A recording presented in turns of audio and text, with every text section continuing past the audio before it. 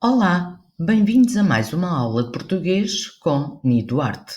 Eu mesma. A partir de agora já conseguem associar a voz ao rosto. A aula de hoje é sobre heróis, sobre super-heróis. Todos nós guardamos na memória heróis de filmes, de banda desenhada, de desenhos animados, de jogos. E todos nós conhecemos muito bem os seus dons extraordinários. Mas sabemos que não passam de ficção. É aqui, junto a nós, nos textos que lemos e principalmente nos textos que escrevemos, que nós podemos encontrar os verdadeiros heróis. Os super-heróis. Os super sinais de pontuação. Quem é que tem o talento de dar sentido às nossas ideias, aos nossos pensamentos, como se estivessem dentro da nossa cabeça? Quem é que tem a rapidez de se colocar a toda a velocidade no lugar certo da frase para nos ajudar a transmitir aquilo que efetivamente queremos dizer? Os sinais de pontuação. E às vezes pode parecer que a sua força é invisível, mas não é. Não resisti à tentação de vos trazer um excerto do texto Elogio da Pontuação, escrito pelo professor Marco Neves. Vamos vê-lo. Sem pontuação, demoraríamos muito mais tempo a ler os nossos textos, tendo em conta que hoje lemos e escrevemos sem parar. Teríamos uma vida um pouco mais complicada e aposto que os nossos olhos sofreriam com esta escrita sem descanso. As frases acima são difíceis de ler? Claro que são. Falta-lhes, além dos espaços, os nossos heróis, os sinais de pontuação. É ou não é de valorizar a sua presença? E não é porque tornam a leitura mais rápida ou porque evitam o sofrimento dos nossos olhos. São eles que fazem chegar ao nosso receptor, ao nosso leitor, aquilo que efetivamente queremos dizer. Sem eles, a mensagem poderia ser interpretada de diversas formas ou, ainda pior, de forma incorreta, levando o receptor a compreender precisamente o contrário daquilo que queríamos transmitir. Heróis? Heróis, sim, senhora. Salvam a mensagem, salvam a comunicação entre todos, que cada vez mais se faz por escrito, acabam com os dissabores consequentes de interpretações erradas e param as guerras de duplos sentidos ou de ambiguidades. Para vos mostrar o seu poder, eu trouxe-vos um texto pequenino que apareceu no Manual de Português, por isso não sei precisar a fonte. É um testamento inacabado. Um senhor, sentindo que estava prestes a deixar a vida terrena, apressou-se a fazer o seu testamento. Mas quis o destino que ele não tivesse tempo para pontuar o texto. A verdade é que há 4 elementos que muito bem poderiam ser os herdeiros: a irmã, o sobrinho, o alfaiate e os pobres. Para reclamar a herança, cada um pontuou o texto à sua maneira. Primeiro veio a irmã e pontuou o texto. Deixo os meus bens à minha irmã, não a meu sobrinho. Jamais será paga a conta do alfaiate. Nada dou aos pobres. Com esta pontuação, é evidente que era a irmã a herdeira. Mas eis que chega o sobrinho. Não, o meu tio queria pontuar o testamento da seguinte maneira. Deixo os meus bens à minha irmã? Não, a meu sobrinho. Jamais será paga a conta do alfaiate. Nada dou aos pobres. Assim, era o sobrinho que iria herdar os bens do senhor. Mas outra voz se levantou, a do alfaiate. Querem ver como é que era para ficar o testamento? Deixo os meus bens à minha irmã? Não. A meu sobrinho? Jamais. Será paga a conta do alfaiate. Nada dou aos pobres. Com esta pontuação, o alfaiate era o beneficiário.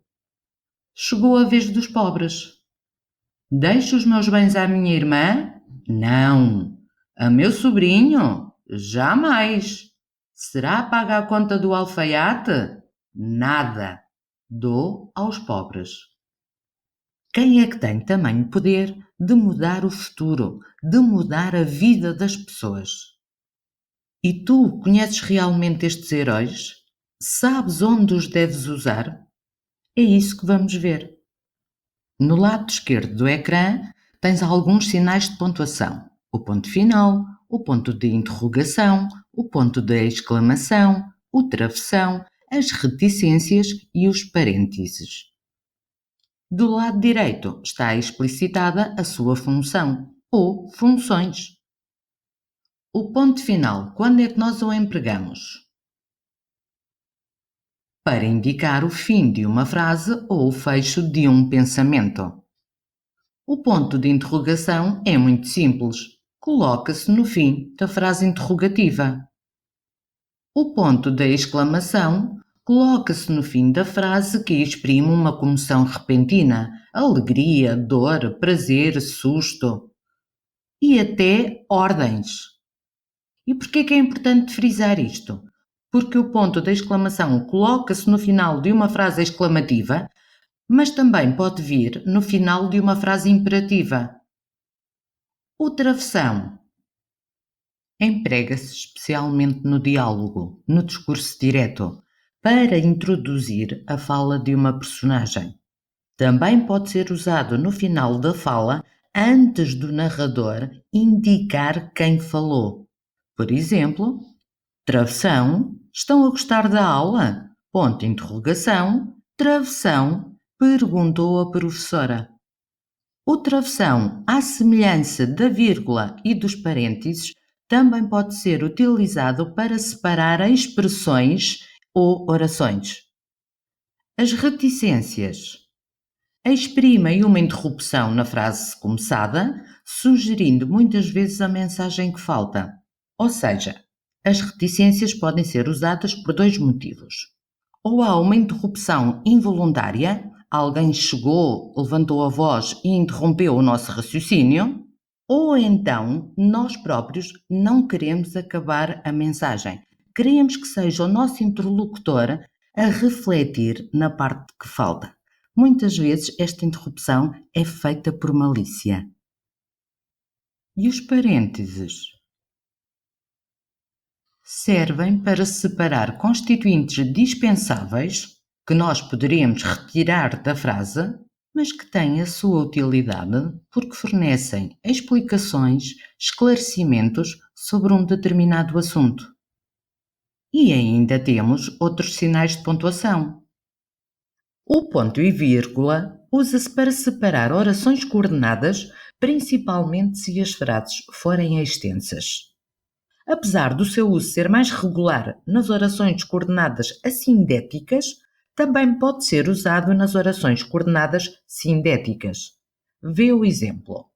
Desejava ser escritor e dedicar-se à magia das palavras. Os pais, contudo, queriam que ele fosse médico. Se tivesses de substituir o ponto e vírgula, que outro sinal de pontuação utilizarias? Desejava ser escritor e dedicar-se à magia das palavras. Ponto final. Os pais, contudo, queriam que ele fosse médico. O ponto e vírgula também se usa nas enumerações.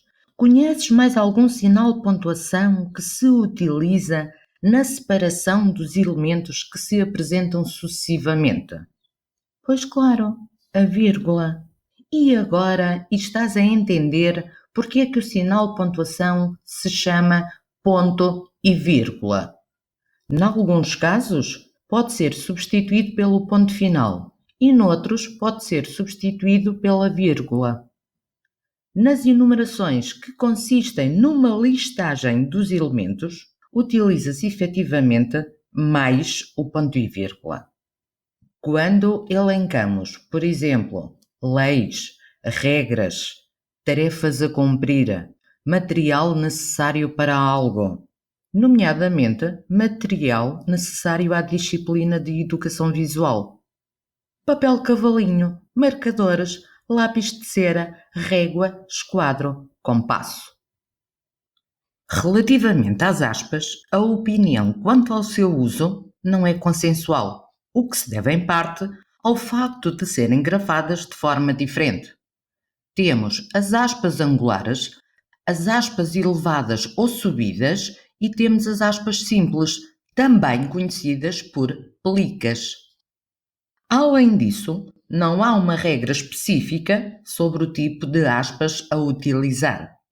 O que é consensual é utilizarmos as aspas para transcrevermos um texto ou uma citação, como por exemplo, na infinita sabedoria popular, quem desdenha quer comprar. Também são usadas para realçar palavras ou expressões que se encontram em sentido figurado ou irónico, ou então palavras oriundas de outras línguas, os chamados estrangeirismos. Vejamos os exemplos. O meu colega é um autêntico papagaio. Portaram-se lindamente, sem dúvida alguma. Acertaste na mousse, no ponto, no objetivo. Apesar de não haver uma regra específica sobre o tipo de aspas a usar, creio que o mais correto é utilizar as mesmas aspas para a mesma situação. Por exemplo, se num texto precisamos de fazer 2 transcrições, usemos então, nos 2 casos, o mesmo tipo de aspas, ou as aspas angulares ou as aspas subidas. Pode acontecer sermos confrontados com esta situação. Temos uma transcrição que engloba uma citação que, por sua vez, integra um estrangeirismo. Neste caso, devemos começar a transcrição com aspas angulares, depois usar as aspas subidas na citação e as pelicas para destacar a palavra. No fim, fechamos as aspas pela ordem inversa. Primeiro fechamos as aspas simples, depois as aspas subidas e a terminar as aspas angulares. Percebido? Eu adorei o texto Elogio da Pontuação. Comecei a apresentação sobre o uso dos sinais de pontuação com o excerto inicial deste texto. Termino a apresentação com a referência à parte final do mesmo texto, que é mesmo um elogio da pontuação.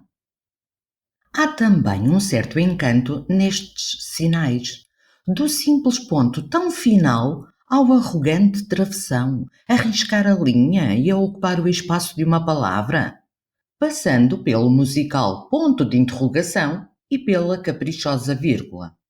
Para lá das regras e das proibições, a pontuação dá-nos várias opções. É um excelente sinal do grau de proximidade que queremos demonstrar. É ainda um piscar de olhos no papel. Mesmo numa mensagem rápida, cada sinal, ou a falta de sinal, transmite mensagens diferentes. É ou não é verdade que quando nos despedimos com a palavra beijo, umas vezes colocamos ponto final, outras vezes não colocamos nada, outras vezes colocamos um ponto de exclamação e outras vezes exageramos nos pontos de exclamação. Para o escritor Marco Neves, o beijo com ponto parece-lhe mais formal ou mais seco que o beijo sem nada. O beijo com ponto de exclamação é um beijo ligeiramente mais premente. Já o beijo com os excessivos 3 pontos de exclamação revela um entusiasmo que talvez decorra da personalidade da pessoa ou da vontade de beijar. A função dos sinais de pontuação vai muito além da ajuda que nos dão a transmitir a informação que queremos mesmo transmitir. Eles próprios, sozinhos, são informação. E agora, vamos treinar? Vamos colocar os sinais de pontuação no seu devido lugar? Lá diz o ditado: cautelas e caldos de galinha nunca fizeram mal a ninguém. Primeiro sinal de pontuação, 2 pontos a anunciar uma citação. E esta, por sua vez, deve ser colocada entre aspas. Ponto final é encerrar a frase. Estou muito aflita e inquieta, disse a mulher do cavaleiro. Discurso direto, Travessão para introduzir a fala da personagem que mostra o seu estado de espírito, a sua aflição, a sua inquietude. Por isso, a frase deve terminar com ponto de exclamação, seguido de travessão para o narrador indicar a personagem e a pessoa que falou. Porquê? Não tem notícias do peregrino? A conversa continua, mas mudamos de interlocutor. Novamente, travessão, ponto de interrogação, visto serem perguntas. Deus queira que regresse a tempo do Natal. Volta a falar a mulher do cavaleiro, travessão, e esta frase também deve terminar com ponto de exclamação, uma vez que manifesta o seu desejo, mostra a sua esperança no regresso do marido. Entre os grandes poetas portugueses destaca-se Camões, entre os italianos, Dante, entre os gregos, Homero. É uma frase complexa, constituída por 3 orações coordenadas, assindéticas, não há palavra a ligá-las, nem conjunção, nem locução conjuncional, e já utilizamos a vírgula, por motivos diferentes, mas vamos evitar a repetição. Que outro sinal de pontuação poderíamos utilizar para separar orações? Claro, o ponto e vírgula. Naquele verão, o filho mais novo, o outro partira para a França, mudou-se para Coimbra para poder cuidar do pai. O constituinte, o outro partira para a França, dá-nos uma informação sobre o outro filho do senhor, mas é um elemento absolutamente dispensável, por isso poderia ficar entre parênteses. Acertaste? Já sabes. Se sim, fico feliz.